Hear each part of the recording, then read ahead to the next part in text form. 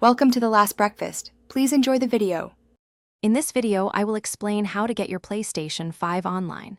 Connecting your console to the internet is essential for downloading games, playing with friends, and accessing streaming services. You have two main options: a wireless Wi-Fi connection or a wired Ethernet connection. Both methods are straightforward, and we will walk through each one. A stable internet connection is key for smooth online experience, so let's get started with setting up your network. To connect your PlayStation 5 wirelessly, begin by going to the Settings menu, which is the gear icon in the top right corner of your home screen. From there, select Network, then Settings, and finally set up Internet connection. Your console will scan for available Wi-Fi networks.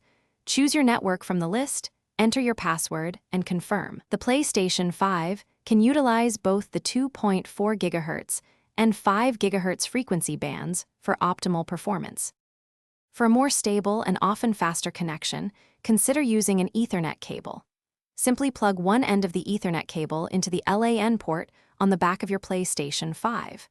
Then, connect the other end directly into an available port on your internet router or modem.